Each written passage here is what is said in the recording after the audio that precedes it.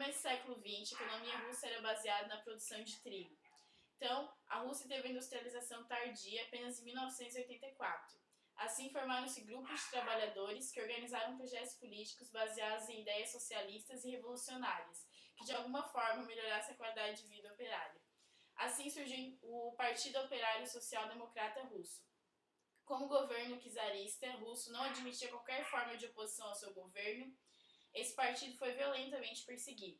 Divergências neste partido quanto à forma de ação levou a se dividir em dois grupos. Mencheviques, pequeno grupo que defendia que o melhor caminho era estabelecer alianças entre trabalhadores e a burguesia liberal para conquistar o poder.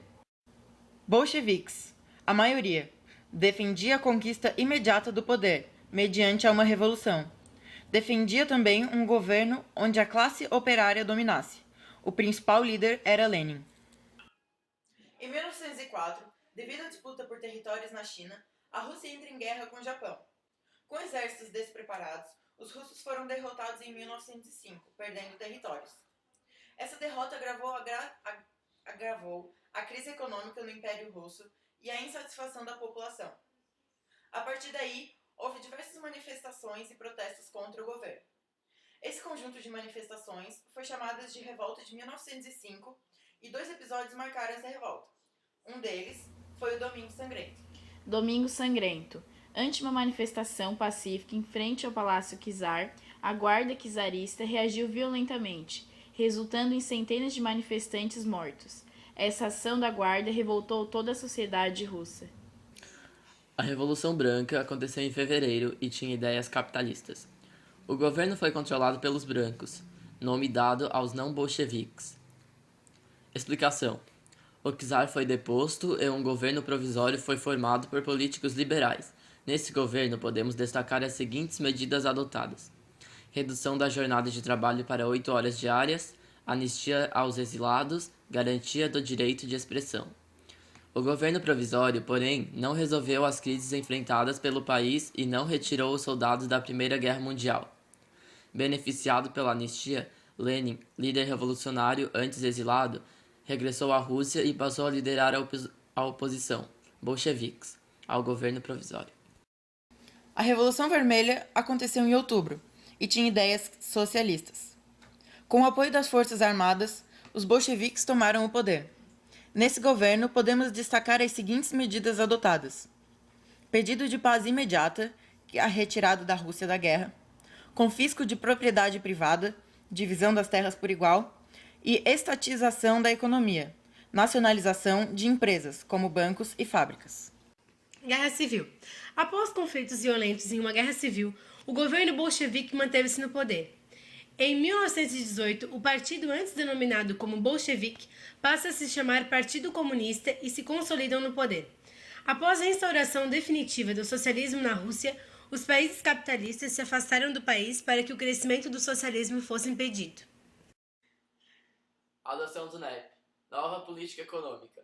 O governo de Lenin decidiu então adotar medidas de caráter liberal, capitalista, para recuperar a economia, como, por exemplo, a liberdade de comércio interno e de salários, criação de empresas privadas e empréstimos estrangeiros. Ainda assim, o governo socialista predominava, gerenciando o sistema bancário e as indústrias de base. Partido único. Durante esse período novo da história russa, o governo não admitia qualquer tipo de oposição e tornou-se o único partido existente em todo o país. Criação da URSS. Em 1922, foi fundada a União das Repúblicas Socialistas Soviéticas, URSS, popularmente conhecida como União Soviética. Governo de Stalin. Após o falecimento de Lenin, Stalin assumiu o poder. Stalin abandonou a NEP, renacionalizando a economia. Por meio de estatização da economia, Stalin promoveu os seguintes pontos à Rússia: desenvolveu a indústria de base, explorando as reservas minerais do país, mecanizou a agricultura e desenvolveu a educação pública com ensino obrigatório e gratuito, erradicando o analfabetismo. É claro que nem tudo foi bom, pois nenhum governo é perfeito. O lado perverso desse governo foi a sangrenta ditadura que perseguiu cruelmente as oposições políticas.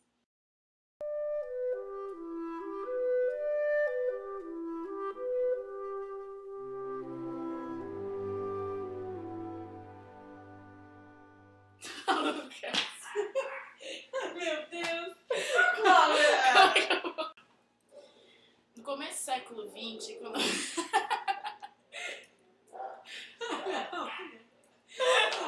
Nova política.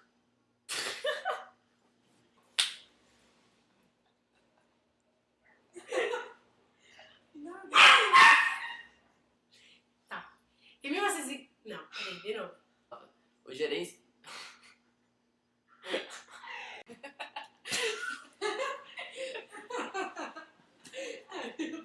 Em 1900.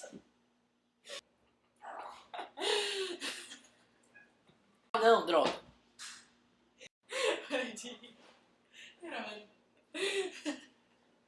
Ah, eu não sei falar esse nome. Tá.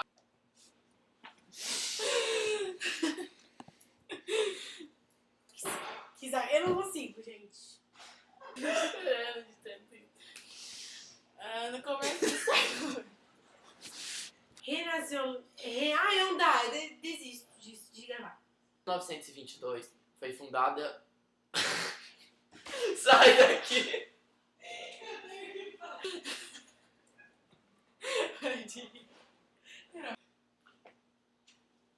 Né? E agora? Hã? Não.